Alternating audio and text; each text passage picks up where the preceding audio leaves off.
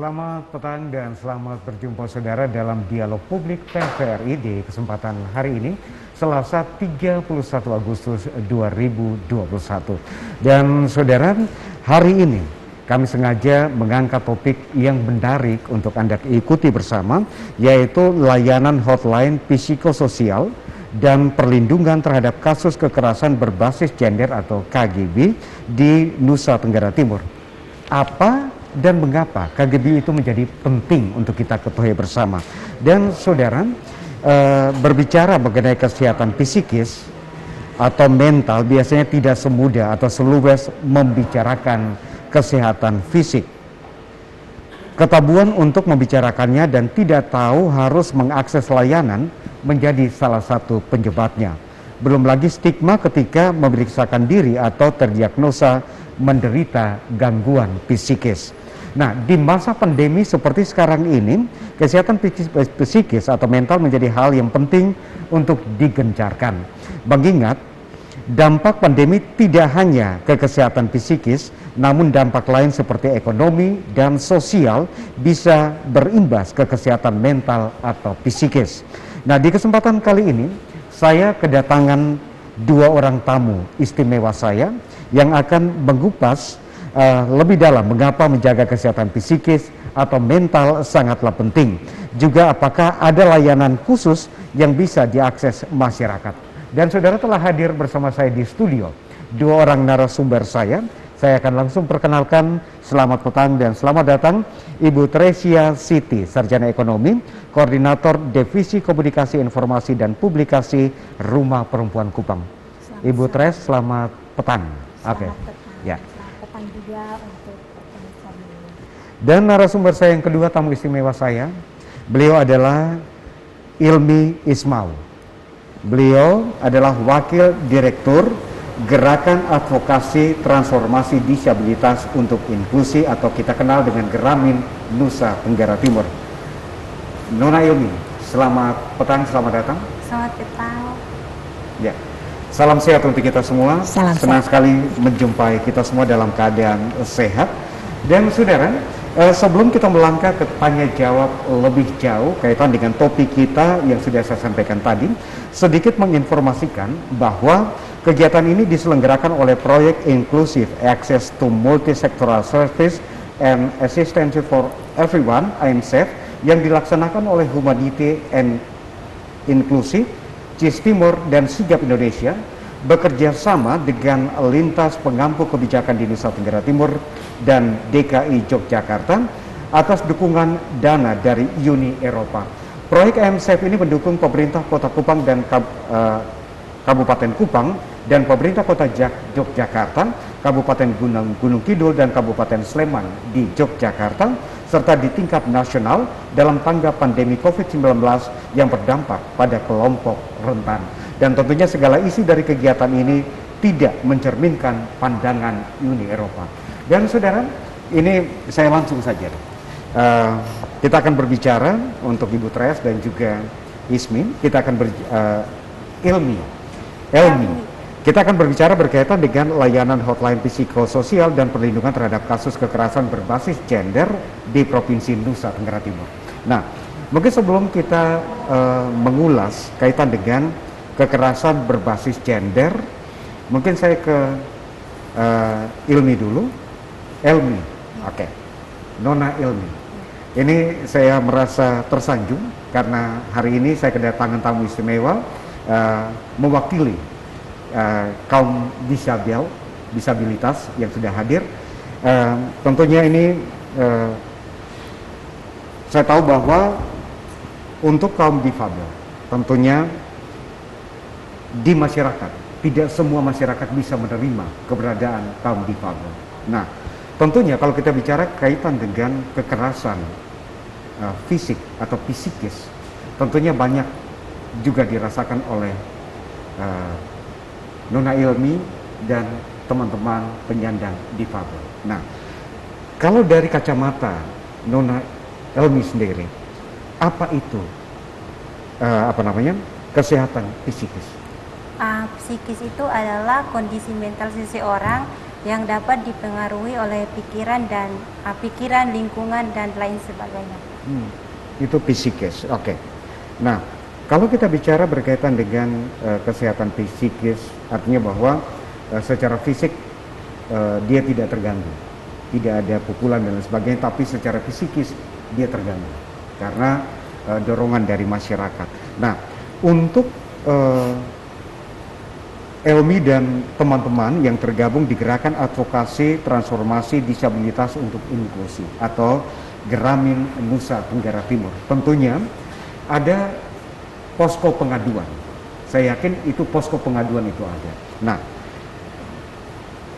setelah posko pengaduan dibentuk oleh Geramin Nusa Tenggara Timur, apakah ada yang melaporkan tindakan-tindakan psikis kepada Geramin atau seperti apa? Kalau untuk psikis itu yang kekerasan terhadap perempuan difabel itu kami baru belajar bersama dengan Rumah Harapan Gemit, tapi baru belajar pengertiannya saja, tapi belum terlalu mendalam. Tapi kalau untuk mendengar curhat cerita dari teman-teman difabel itu sudah kami lakukan 1 tahun yang lalu. Tapi itu kami tidak tahu alur-alurnya itu membuat apa, sehingga pada saat Badai Seroja juga teman-teman banyak yang menceritakan masalah mereka terkait dengan yang mereka terdampak itu ke kami. Dan bulan lalu itu saya baru bergabung dengan layanan ini dan senang sekali di situ bukan teman-teman difabel saja yang mereka telepon atau kita telepon mereka, tapi ada juga yang non difabel. Jadi ada juga non difabel. Iya. Nah, berapa orang sih yang tergabung di Geramin, atau mungkin kalau kita bicara tim hotline psikososial AMSEF, itu berapa orang sih yang tergabung? Kalau di Geramin itu saya sendiri, tapi ada P2T P2A, ada Puskesmas Oibobo, Puskesmas Batakte, dan Cis Timor. Tapi kalau di Geramin sendiri itu saya sendiri dan dibantu oleh sahabat saya. Kebetulan dia ambil jurusan psikologi di Undana, sehingga saya juga banyak belajar dari sahabat saya ini. Nah, ketika tadi Ilmi katakan bahwa kami hanya mendengar curhatan, tapi tidak tahu persoalan-persoalan ini akan dibawa kemana.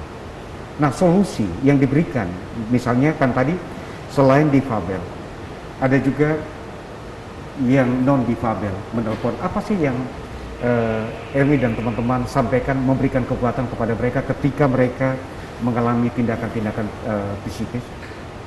Itu yang awal-awal ya, tapi setelah gabung dengan hotline yang diberikan dari layanan programnya IMSEF, baik itu yang dari HI dan CIS, akhirnya selain mereka cerita, kita mendengarkan curhatnya mereka, karena ada teman-teman yang mereka ketika kami membagikan flyer itu, mereka melihat di media sosial, mereka langsung kontak ke Elmi. Tapi ada juga yang Elmi telepon ke mereka, jadi kami tidak menunggu untuk ditelepon, tapi kami juga menelpon mereka. Iya. Jadi waktu itu yang menelpon bukan saja yang ada di NTT, tapi ada yang di Jakarta, ada yang di Kabupaten Alor, itu ada. Tapi selama 1 bulan, karena Elmi gabungnya baru bulan Juni kemarin tanggal 25, jadi itu terdapat lebih dari 20 orang, tetapi ada beberapa orang yang ketika mereka curhat ke kita, masalah mereka itu tidak mau dituliskan dalam laporan karena sistemnya itu kerahasiaan dan dapat dipercaya, sehingga kami cukup mendengar. Tetapi ada juga yang selain mendengar, kami berikan solusi, dan itu mereka juga rasakan ketika mereka cerita ke kami berikan solusi. Contohnya kayak kemarin yang ada yang cerita ke kami, keluhannya itu dia positif COVID. Nah, waktu itu saya tidak tahu mau buat apa, mau bantu dia dengan cara apa, sehingga kami membelikan dia buah, susu, dan roti, terus kami kirimnya itu lewat Grab online. Jadi itu bentuk salah satu dukungannya kami. Terus ada juga yang dia difabel netra, dia tidak bisa menuliskan skripsinya karena dia hambatan tidak bisa melihat, dan merapikan skripsinya itu kan tidak bisa. Terus penghubung kata kalimat deskripsinya itu juga tidak bisa, sehingga membuat materi di PowerPoint juga tidak bisa. Nah, keluhannya dia itu dia mau ujian tapi tidak bisa membuat PowerPoint untuk mau ujian, terus skripsinya itu kata penghubungnya belum begitu baik, sehingga waktu itu kami komunikasinya via telepon. Itu Elmi membantu, terus yang untuk PowerPoint-nya Elmi minta skripsinya, Elmi bantu merapikan, Elmi bantu buatkan PowerPoint-nya, terus dia ujian. Ada juga yang masalah nilai di kampusnya itu, karena dia kuliah di Undana, dia difabel juga Pak. Jadi waktu itu nilai satu mata kuliahnya itu tidak ada. Jadi dia konsultasi ke Elmi karena dia stres, sudah semester 6, tapi nilainya mata kuliahnya kalau tidak ada tentunya dia mengulangi lagi. Jadi Elmi kasih solusinya, selain mendengarkan, solusinya itu Elmi bilang kamu kontak ke dosen PA-nya, terus pendekatan dengan media yang bisa yang mengakses nilai-nilainya itu, sehingga 3 hari kemudian Elmi cek lagi, dia menyampaikan ke Elmi bahwa nilainya itu sudah keluar. Terus ada juga yang dia driver Grab, dia menceritakan selama ini sudah cari rumah sakit untuk mau vaksin tetapi belum menemukan. Terus ada juga yang keluhannya itu sama di vaksin pertama, dia difabel. Jadi waktu itu kami Garamin membuka menginisiatif ingin membantu teman-teman difabel untuk vaksin. Jadi waktu itu Elmi bilang ayo gabung bersama dengan kami. Akhirnya mereka sudah bisa vaksin juga. Dan ada beberapa permasalahan yang lain juga yang ketika mereka cerita itu mereka bisa, ya, keluhan mereka itu, masalah mereka itu bisa diatasi. Nah, sampai sejauh ini kalau dari cerita Elmi sendiri tadi bahwa ini belum merangkap ke ranah psikis, artinya bahwa masih pada kendala-kendala kaitan dengan sekolah dan lain sebagainya. Tapi sampai sejauh ini, adakah yang mengadukan bahwa ketika COVID terjadi atau seroja terjadi, ada tindakan-tindakan psikis yang saya rasakan, saya terima, saya derita? Ada yang cerita yang waktu itu ada 3 orang difabel perempuan, mereka cerita bahwa di masa pandemi COVID seperti ini mereka kehilangan pekerjaan. Ada juga yang membuka usaha tapi usaha mereka itu tidak begitu seperti yang sebelumnya, jadi macet, jadi masalah keuangan juga terkendala, apalagi dia punya suami, dia punya istri, dan ada juga yang tinggal di kos, difabel yang tinggal di kos, jadi kendala itu. Nah waktu itu Elmi mendengar informasi kalau di HI dan CIS Timur itu, CIS Timur itu lagi mengadakan pelatihan bisnis online, jadi Elmi membantu mereka untuk ikut dalam pelatihan itu. Tapi kalau untuk masalah yang berbasis kekerasan sejauh ini belum. Sejauh ini belum. Iya, sejauh ini belum. Ya, baik. Oke, saya ke Ibu Tres. Artinya bahwa kita sudah mendengar banyak cerita dari Elmi di Geramin. Artinya bahwa Geramin ini bekerja sama dengan tim hotline psikososial IMSF. Ini di Geramin mereka sudah menerima pengaduan-pengaduan berkaitan dengan hotline yang sudah mereka buka. Saya juga nanti ingin mendapatkan berapa sih nomor hotline-nya, tapi mungkin kita tahu bersama bahwa ada tindakan-tindakan kekerasan ketika pandemi COVID-19, ketika badai Seroja menghantam kita, tentunya ada tindakan-tindakan kekerasan yang dialami. Bukan hanya perempuan, kalau kita bicara kesetaraan antara laki-laki dan perempuan, kekerasan bukan hanya dialami oleh laki-laki atau perempuan, tapi laki-laki itu juga di dalam situ. Nah, kalau menurut Ibu Tres, apa itu kekerasan berbasis gender? Ya, baik, terima kasih. Kalau dari segi teorinya ya, jadi kekerasan berbasis gender itu sebenarnya lebih kepada tindakan kekerasan yang menyasar pada identitas gender seseorang atau seks seseorang. Jadi biasanya motivasinya lebih mengarah ke situ. Maka kemudian ada istilah kekerasan berbasis gender, dan itu bisa dialami oleh laki-laki dan oleh perempuan. Tapi data dampingan rumah perempuan misalnya memang lebih banyak perempuan yang mengalami itu. Jadi data dari rumah perempuan, kekerasan berbasis gender lebih banyak dialami oleh kaum perempuan. Iya. Okay. Dan terutama jadi perempuan, termasuk anak ya, anak itu juga kelompok-kelompok rentan, termasuk teman-teman disabilitas juga mengalami hal itu.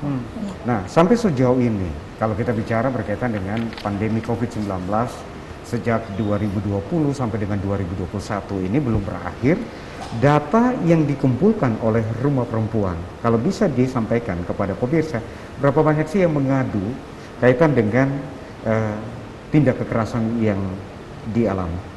Baik, kalau untuk data dampingan Rumah Perempuan itu tahun 2020 berdasarkan catatan akhir tahun Rumah Perempuan itu ada 200 kasus. Jadi ada 200 orang yang didampingi oleh Rumah Perempuan dengan berbagai jenis kasus, yaitu kasus KDRT, kasus kekerasan seksual, kemudian ingkar janji menikah, kemudian juga ada kasus-kasus lain yang mana korbannya adalah perempuan dan anak.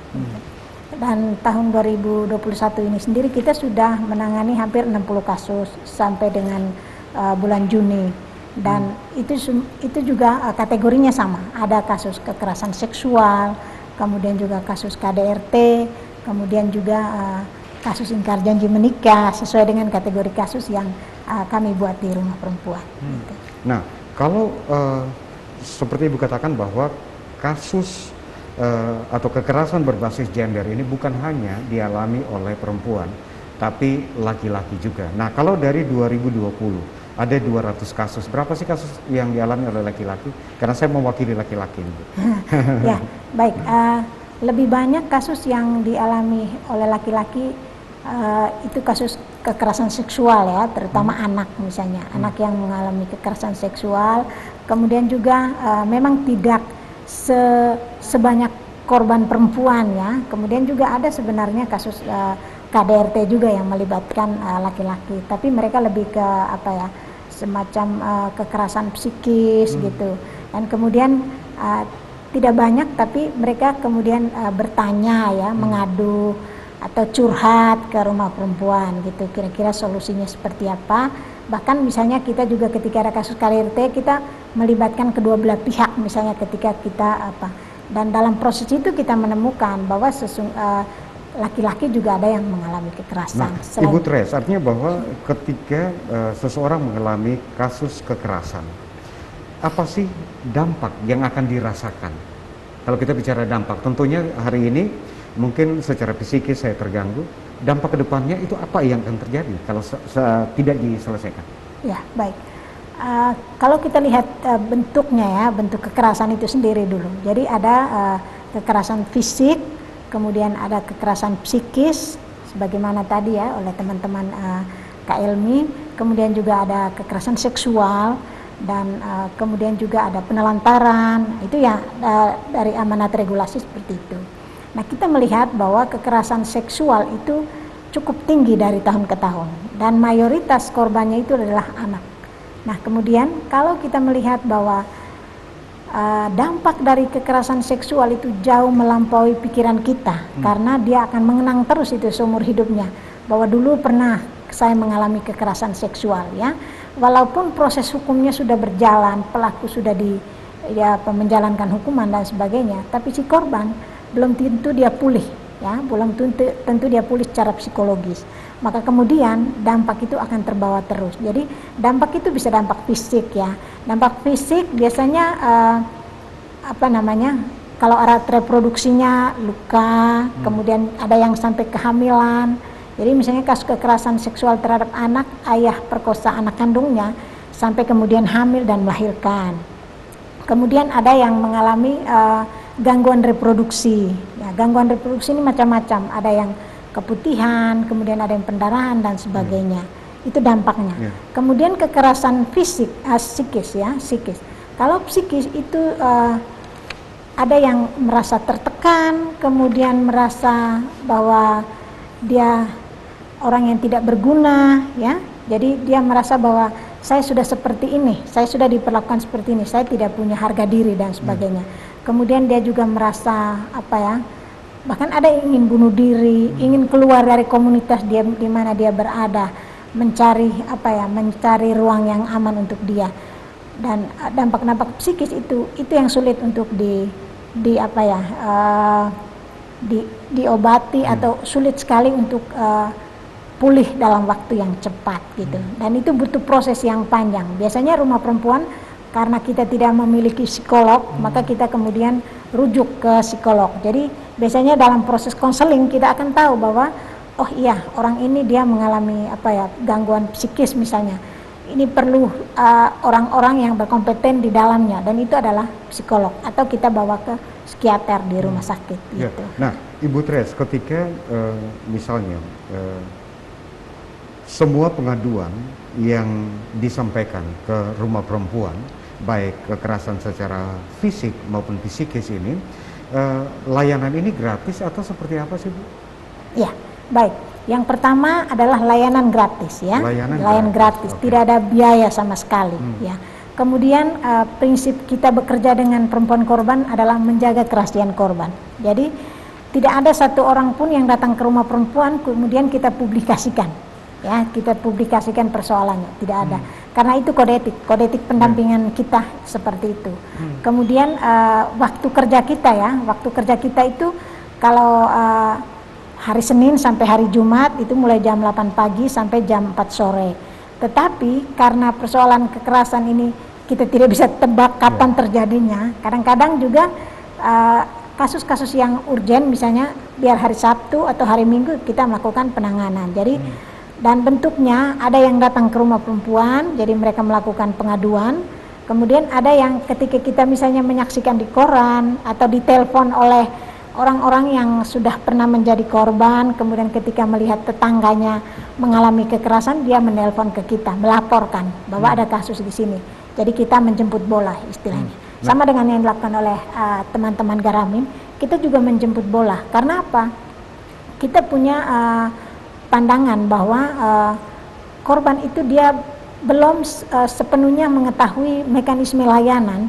Ketika dia menjadi korban, dia tidak tahu dia harus kemana gitu. Jadi kita sebagai masyarakat, sebagai pemerintah atau sebagai organisasi yang bergerak di isu perempuan, kita lebih sensitif ketika melihat persoalan ini, sehingga kita yang harus menjemput bola.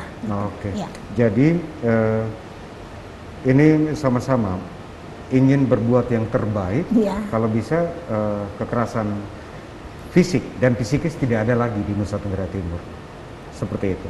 Ya, artinya bahwa kita kan menginginkan dunia yang adil, dunia yang damai tanpa kekerasan ya. Tetapi mungkin untuk sampai saat ini itu masih jauh, ya masih jauh. Maka kemudian tentu rumah perempuan, Garamin, pemerintah juga tidak bisa kerja sendirian. Jadi perlu keterlibatan semua orang, semua stakeholder, masyarakat untuk sama-sama mengupayakan agar memberikan edukasi terus-menerus kepada masyarakat bahwa kekerasan berbasis gender itu tidak boleh ada lagi. Ya, gitu. Kekerasan berbasis gender tidak boleh ada lagi. Dan pemirsa, kami juga akan membuka line telepon 827-722. Mungkin Anda ingin menanyakan lebih jauh kaitan dengan layanan hotline psikososial dan perlindungan terhadap kasus kekerasan berbasis gender. Ini mumpung ada dua narasumber saya yang bisa kita saling sharing atau kita saling mengisi. Nah, sambil kita nantikan line telepon 827-722, saya kembali ke Elmi. Nah, tadi Elmi katakan di awal tadi bahwa Elmi seorang diri bekerja di headline yang diprakarsai oleh IMSF. Nah, kita bisa tahu nomor headline-nya berapa sih? Kalau di Garamin nomor handphonenya itu 082 339 485 302. Bisa secara perlahan? 082 339 485 302. Oke. Ini satu nomor headline saja yang dibuka. Iya, kalau di Garamin satu saja. Nah, kalau kita bicara berkaitan dengan headline yang sudah dibuka, Elmi, dan paling kurang tadi dikatakan ada satu mahasiswa dari Psikologi Undana yang juga membantu di sana. Menurut Elmi, kenapa headline ini menjadi penting untuk seseorang bisa paling kurang berbagi atau paling kurang bisa menceritakan apa yang dia rasakan? Kenapa headline ini menjadi penting? Elvi pikir dukungan hotline psikososial ini penting karena dapat diakses oleh semua orang, baik itu difabel dan non-difabel.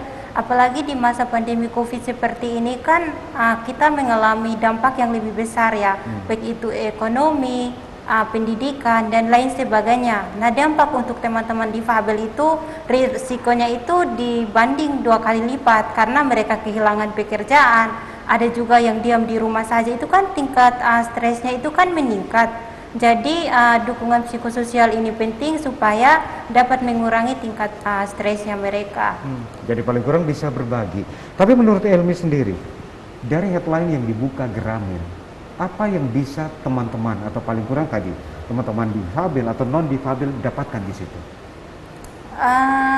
Yang mereka bisa dapatkan di sini adalah yang pertama itu dapat dipercaya.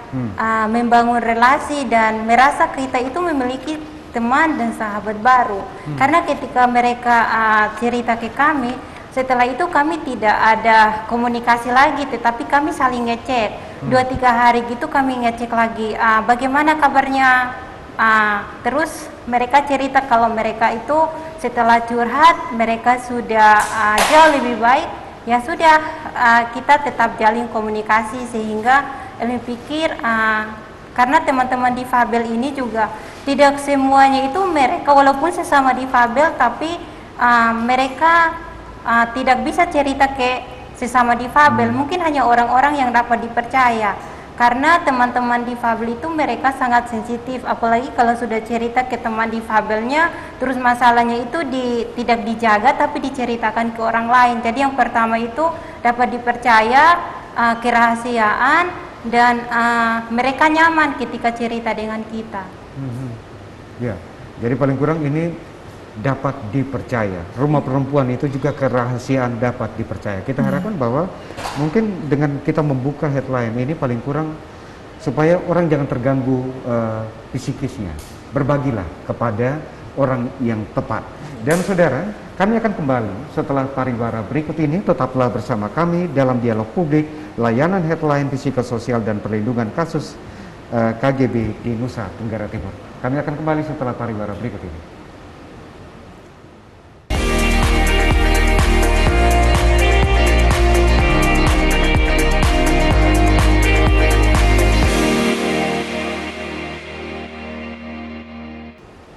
Saudara, kami kembali dalam dialog publik TVRI masih dengan 2 orang narasumber saya, Ibu Tres dan juga Elmi. Oke, tadi kita sudah berbicara banyak kaitan dengan headline yang sudah dibuka Geramin. Itu menjadi sesuatu yang sangat penting untuk mungkin lebih khusus ke teman-teman difabel yang mungkin karena tadi Elmi katakan bahwa difabel itu sangat sensitif. Iya. Sebaiknya berbagi kepada orang yang tepat dan salah satunya ada di Geramin. Nanti kalau bisa nanti saya akan bacakan lagi nomor headline-nya. Nah, Ibu Tres, artinya bahwa tadi Ibu katakan bahwa kasus kekerasan di Nusa Tenggara Timur, kalau kita mengukur, kita ukur ini grafiknya naik atau tidak, ini kita belum tahu. Karena dari Rumah Perempuan sendiri saya lihat bahwa 2020 ada 200 kasus, sampai dengan Juni 2021 sudah ada 50-an kasus. Ini masih kita 6 bulan ke depan lagi, mudah-mudahan dia cuma 100. Jadi ditambah 50 lagi. Mudah-mudahan jangan tambah lagi. Ketika ada yang melaporkan mengalami KDRT, tapi apa yang langsung dilakukan, direspon oleh teman-teman di Rumah Perempuan? Baik. Apakah langsung melakukan pendampingan atau harus mencari tahu bagaimana lagi bentuk kekerasan setelah dirasa bahwa oh ternyata ada secara fisik ada tanda-tanda kekerasan baru kami dampingi, atau seperti apa sih? Baik, terima kasih. Sebenarnya dari sisi apa ya? Oke, kita tahan dulu, sudah ada yang bergabung bersama kita di 827-722. Halo, selamat malam. Halo. Halo, selamat malam. Halo, selamat malam. Selamat malam, Pak. Halo. Ya, halo. Ya, dengan Bapak siapa di mana? Halo. Ya, dengan Bapak siapa di mana? Ini dengan Bapak Roni di Oepura. Bapak Robi Oepura. Silakan Bapak Robi. Iya, memang topik yang menarik. Ya. Kalau membahas tentang kekerasan khususnya untuk perempuan dan anak. Banyak sudah kejadian yang kita lihat bersama bahwa kejadian ini hanya dicatat di umum, tetapi ibarat fenomena gunung es. Banyak yang tidak bisa kita lihat. Karena itu terjadi di akar rumput, dan ini mungkin menjadi perhatian bersama kita juga, bahwa tidak semua bisa dideteksi. Karena banyak orang-orang terdekat, seperti tadi disebutkan, bisa saja ayah kandung yang melakukan kekerasan terhadap anak-anak. Jadi ini mungkin menjadi perhatian kita bersama, tidak hanya dari kedua perempuan atau dari ormas tertentu, tapi dari kita semua orang-orang terdekat punya perhatian bersama terhadap kebaikan generasi kita ke depan. Itu memang yang kita sangat harapkan. Oke, terima kasih Pak Robi di Oepura. Mungkin masih ada lagi ya, di belakang Pak Robi Oepura. Kami persilakan di 827-722. Dan ini Pak Robi katakan bahwa KDRT ini seperti gunung es, karena ada yang mengalami kekerasan tapi tidak mau melapor. Ini seperti gunung es, kita harapkan tidak terjadi. Nah, apa yang ingin disampaikan kepada Pak Robi dan masyarakat di luar sana, Ibu Tres? Iya, betul sekali Pak Robi, bahwa memang kekerasan terhadap perempuan itu ibarat fenomena gunung es. Jadi sesungguhnya yang muncul, yang mau melaporkan dan disaksikan juga oleh masyarakat itu sedikit, tetapi sesungguhnya di bawah itu cukup banyak. Karena tidak semua orang yang mengalami kekerasan itu memberanikan diri untuk melapor ya. Selain karena dia masih ada rasa takut, kemudian malu, karena menganggap bahwa ini persoalan privat ya, dan tidak perlu orang lain tahu dan sebagainya. Tetapi bahwa di sisi lain juga masih sudah banyak orang yang mengerti, memahami bahwa ketika saya mengalami kekerasan, saya punya hak untuk mendapatkan perlindungan. Dan mekanismenya seperti ini. Misalnya salah satunya adalah melapor ke lembaga penyedia layanan seperti Rumah Perempuan atau juga mungkin P2T, P2A, Garamin, dan lembaga-lembaga lain yang memberikan layanan terhadap perempuan dan anak korban kekerasan. Dan kita juga berharap bahwa kalau misalnya korban diam, jadi korban ini diam karena dia tidak tahu atau didiamkan, ya, korban dibungkam. Biasanya juga ada seperti itu. Jadi misalnya anak yang mengalami kekerasan seksual itu kebanyakan dia dibungkam. Jadi diancam oleh pelaku, apalagi kalau pelakunya orang terdekat, kakaknya, bapaknya, atau orang-orang yang ada di sekitar korban. Jadi bertahun-tahun. Jadi kita pernah, saya secara pribadi pernah mendampingi anak yang masih sangat kecil, masih kelas 6 SD, bertahun-tahun mengalami kekerasan seksual dari ayahnya, dan dia dibungkam, ya. Jadi orang tidak berani mengungkapkan apa yang dialaminya karena memang ada tekanan-tekanan, gitu. Nah, apa yang disampaikan oleh Pak Robi itu benar, terutama kasus KDRT ya. Jadi orang menganggap bahwa ini persoalan saya, persoalan privat yang tidak boleh diketahui oleh publik, sehingga dia tidak berani untuk mengungkapkannya, ya. Jadi dia memendamnya, dan ketika dia memendam itu kemudian justru berdampak pada kesehatan psikologisnya, ya, gangguan mental dan sebagainya. Dan memang benar bahwa orang-orang seperti ini harus ada ruang, ya, harus ada ruang yang aman, ruang aman untuk mereka. Salah satunya adalah tadi dengan adanya hotline. Jadi kalau dia tidak berani, tidak bisa keluar dari rumah untuk menceritakan, mencari layanan, minimal dia bisa menelpon, ya. Karena biasanya korban itu butuh teman untuk mendengarkan apa yang dialaminya, ya, dan butuh teman yang ketika dia mendengarkan kemudian membantu untuk meringankan persoalannya, bukan menyalahkannya, ya. Jadi kadang-kadang orang tidak berani menceritakan masalahnya karena kemudian dia baru saja menceritakan masalahnya langsung kita menyalahkan dia gitu. Wah, memang pantas saja dipukul oleh suami karena seperti ini. Akhirnya kemudian orang tidak merasa bahwa ada orang lain di luar dirinya yang bisa membantunya, bahkan yang peduli gitu. Curhatan bukan kepada orang yang tepat, tapi media sosial. Karena kita tahu bersama ada media sosial, misalnya Facebook, WhatsApp, curhatan isi hati, saya disakiti dan lain sebagainya, itu muncul di Facebook. Itu tidak tepat ya, Bu Tres? Ya, jadi memang kan kalau sudah sampai di media sosial itu sudah menjadi konsumsi publik ya.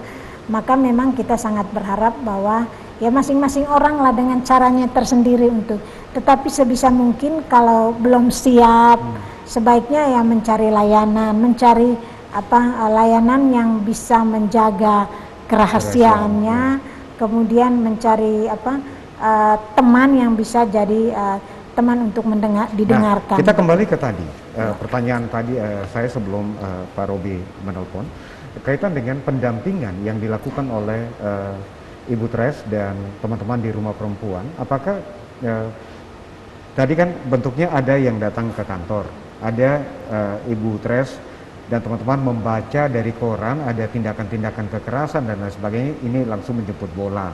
Nah, setelah di lapangan bisa menurut Ibu Tres dan teman-teman di rumah perempuan ini kita bisa teruskan ketika misalnya secara fisikis atau secara fisik ini ada mungkin memar dan lain sebagainya, atau dia seperti apa ketika mereka datang melapor langsung berproses hukum?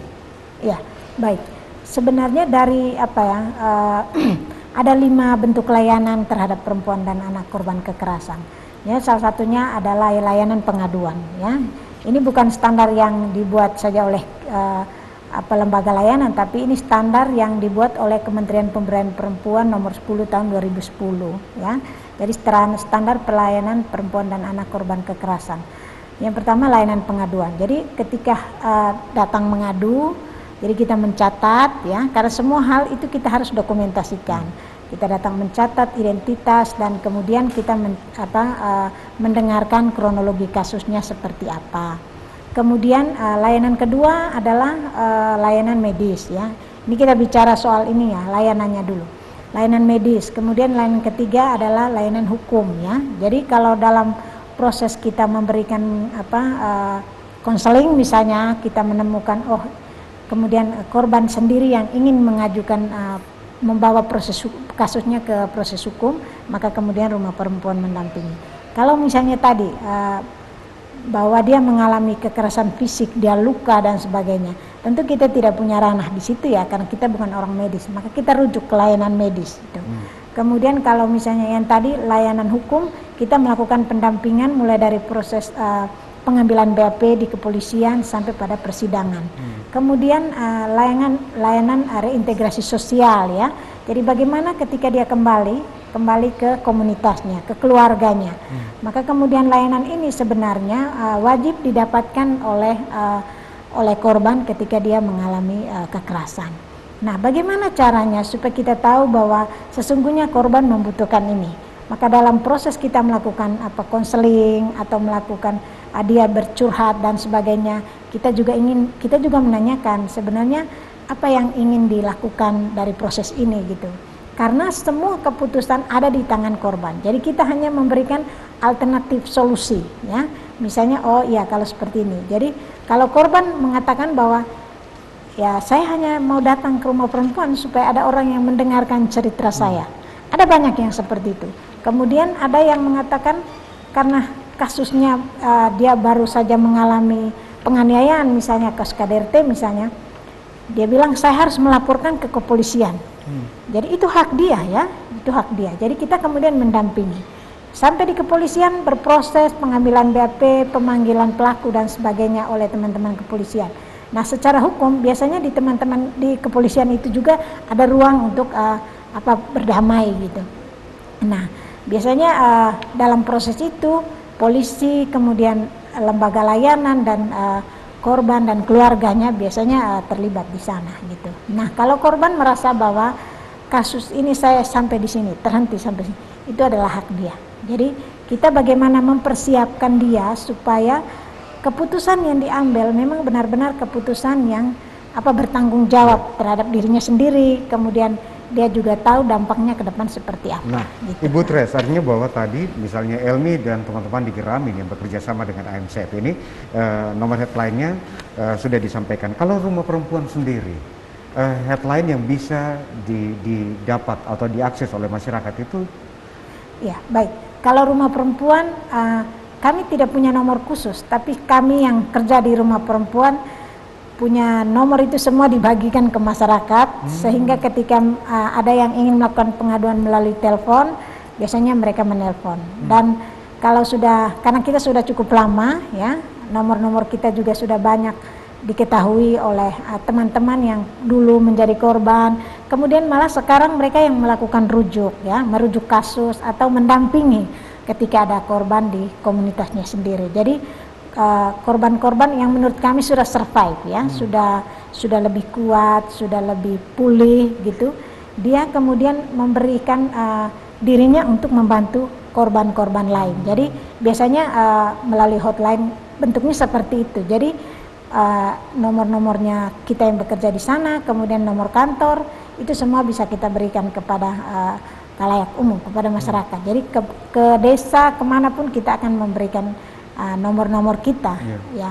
Dan biasanya kalau untuk dari desa, kalau tidak melalui WA, mereka menggunakan SMS atau telepon atau miss call saja, biasa kita telepon balik. Nah, gitu. Elmi, tadi malam kita juga bicara kaitan dengan headline yang juga bekerja sama dengan AMSEF untuk Puskesmas Oebobo, itu ketika mau melaporkan atau mau menyampaikan hanya lewat WA, disebutkan nama, pagar, jenis kelamin, nomor KTP dan lain sebagainya.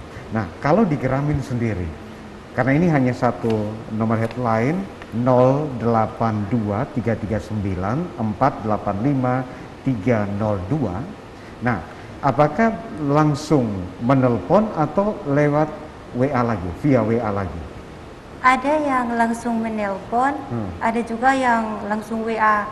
Tapi mereka WA pas Elmi lagi sibuk, nanti kami koordinasi lagi dengan yang nelpon itu. Jadi bagi waktu, jadi nanti Elmi yang telepon ke mereka. Jadi mereka yang WA, tapi nanti untuk ceritanya Elmi yang telepon. Jadi Elmi tidak mau mereka juga buang-buang pulsa untuk menelpon Elmi, tapi Elmi yang menelpon sendiri ke mereka. Iya, iya. Nah, jadi tidak ada format khusus yang disiapkan, jadi cukup WA saja ke nomor headline yang sudah saya sebutkan tadi. Setelah itu misalnya Elmi sibuk, nanti Elmi yang akan menelpon, seperti itu. Iya. Nah, oke. Nah, apa namanya? Apakah misalnya tadi kan tidak ada format khusus. Kalau tadi dari Rumah Perempuan, Ibu Tres dan teman-teman jam kerja atau hari kerja saja, hari Senin sampai dengan Jumat, tentu di jam kerja sampai dengan jam 4 sore. Tapi sesuatu yang dianggap luar biasa bisa di luar hari kerja atau di atas jam 4 sore itu juga akan tetap dilayani, karena ini nomor-nomor pribadi yang sudah diketahui oleh masyarakat. Nah, kalau Elmi sendiri, adakah batasan waktu yang diberikan kepada seseorang untuk menelpon atau WA ke Elmi? Kalau untuk batasan waktu itu dari pagi, biasanya jam 8 ke atas. Tapi nanti ada juga yang teleponnya itu malam. Tapi biasanya kalau malam itu Elmi janjian, jadi biasa komunikasi via teleponnya itu hanya siang saja. Tapi kalau malam bisa melalui WA bisa. Tapi sampai batasnya jam 9 malam. Jam 9 malam. Ya. Oke. Nah, kalau tadi Elmi hanya dibantu oleh salah seorang mahasiswa psikologi dari Undana.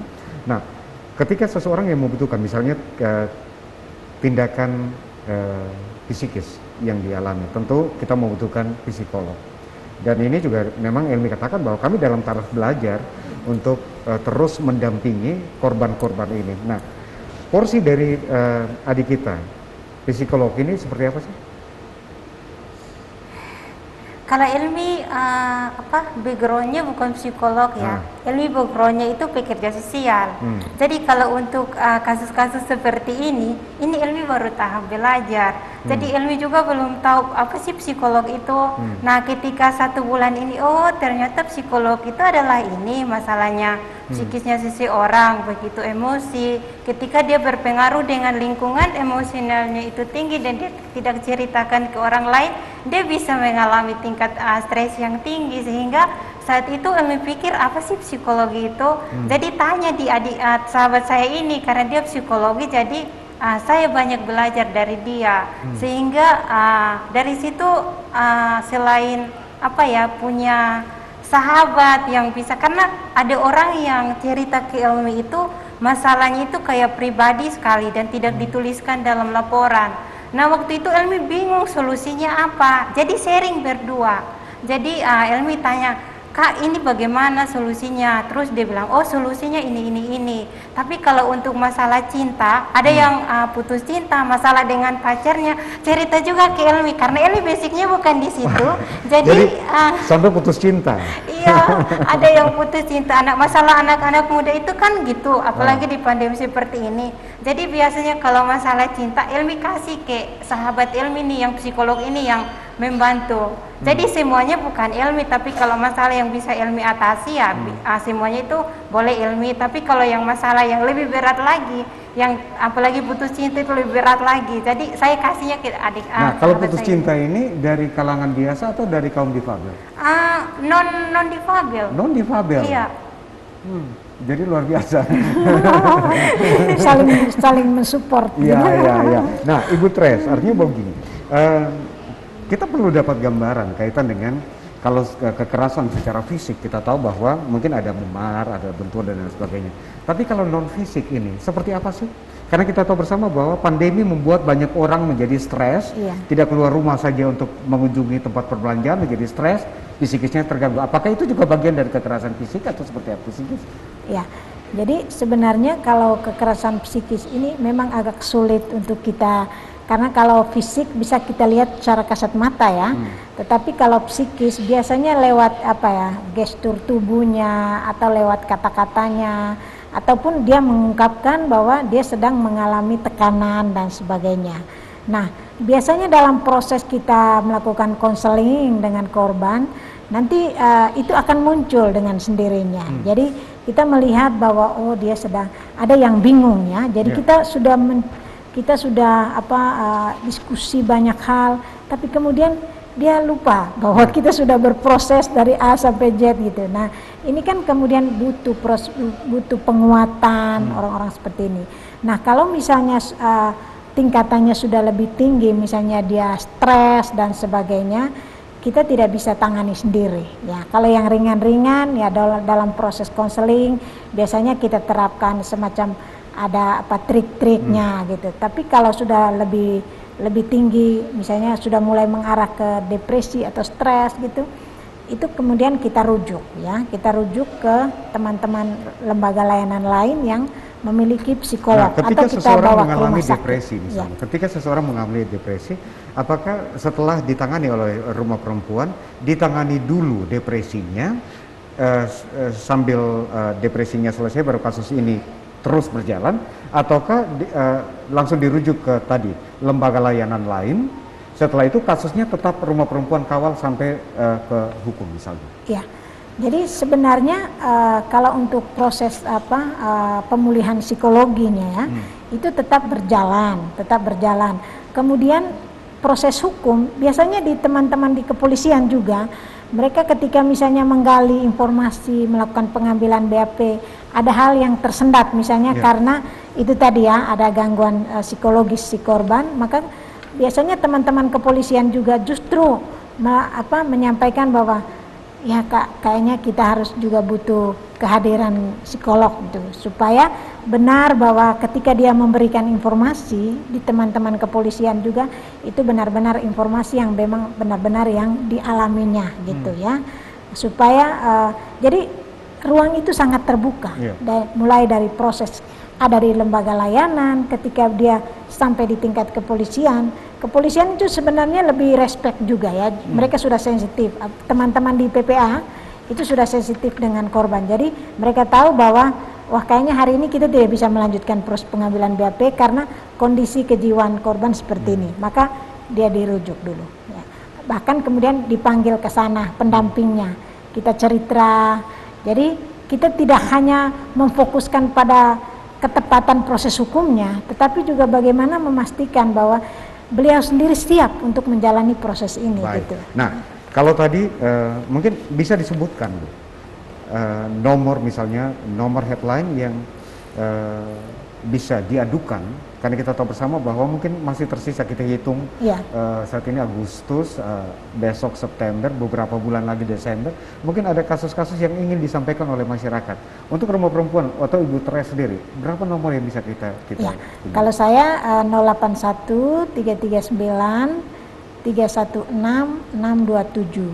62? Ya, 27. 27. Ya. Ya, oke. Ya. Nah, ini sudah ada 2 nomor headline. Jadi untuk Geramin, Elmi dan teman-teman di Gerakan Advokasi Transformasi Disabilitas untuk Inklusi atau Geramin Nusa Tenggara Timur, ketika mungkin Anda ingin berbagi cerita atau paling kurang butuh pendampingan juga dari Geramin, itu di 082 339 485 302. Dan untuk rumah perempuan sendiri ini nomor bukan nomor rumah perempuan, tapi ini nomor pribadi dari Ibu Tres yang bisa juga Anda pakai, 081 339 316 327. Nah, kita sudah berada di menit-menit akhir persoalan kita untuk perbincangan kita dalam dialog publik di kesempatan kali ini. Sebagai closing statement, kita tidak menginginkan kasus-kasus kekerasan, apalagi KDRT terjadi di Nusa Tenggara Timur, kekerasan berbasis gender terjadi. Apa yang ingin disampaikan Ibu Tres bagi masyarakat Nusa Tenggara Timur sendiri? Ya, saya mengajak seluruh masyarakat Nusa Tenggara Timur, yang saya mau mengajak kita semua untuk jadilah orang yang peduli, ya. Jadi bagaimana kita menjadi teman bagi saudara-saudara kita, terutama perempuan dan anak yang mengalami kekerasan. Jadi jangan kita diam, tetapi kita bertindak gitu. Ketika melihat bahkan mengalami kekerasan, jangan kita diam, tapi kita punya hak untuk melakukan pengaduan terhadap persoalan-persoalan yang kita alami ke lembaga penyedia layanan. Baik, Elmi, sebagai closing statement, apa yang ingin disampaikan? Elmi ingin menyampaikan kepada masyarakat baik itu difabel dan non-difabel, jangan sungkan untuk berbagi ketika punya masalah atau keluhan, karena dari tadi sudah disebutkan nomor hotlinernya juga. Silakan menghubungi kami karena kami juga sangat terbuka, dan semoga kita bisa peduli juga kepada sesama kita yang membutuhkan. Oke, tentunya saya ucapkan terima kasih untuk Ibu Tres. Saya juga terima kasih untuk Elmi. Teruslah berkarya untuk masyarakat Nusa Tenggara Timur, dapat saya katakan seperti itu, karena kita masih membutuhkan layanan-layanan lain, sehingga mungkin kalau bisa kekerasan di Nusa Tenggara Timur tidak terjadi lagi. Saudara, sebelum saya mengakhiri perbincangan dalam dialog publik ini, kegiatan ini diselenggarakan oleh proyek Inclusive Access to Multisectoral Service and Assistance for Everyone (IMSAF) yang dilaksanakan oleh Humanity and Inclusion. JIS Timur dan SIGA bekerjasama dengan Lintas Pengampu Kebijakan di Nusa Tenggara Timur dan Daerah Istimewa Yogyakarta atas dukungan dana dari Uni Eropa. Proyek IMSAF ini mendukung pemerintah Kota Kupang dan Kabupaten Kupang, Nusa Tenggara Timur, dan pemerintah Kota Yogyakarta, Kabupaten Gunung Kidul, dan Kabupaten Sleman di Daerah Istimewa Yogyakarta, serta di tingkat nasional dalam tanggap pandemi COVID-19 yang berdampak pada kelompok rentan. Dan tentunya segala isi dari kegiatan ini tidak mencerminkan pandangan Uni Eropa. Demikian perbincangan kami dalam dialog publik di kesempatan kali ini.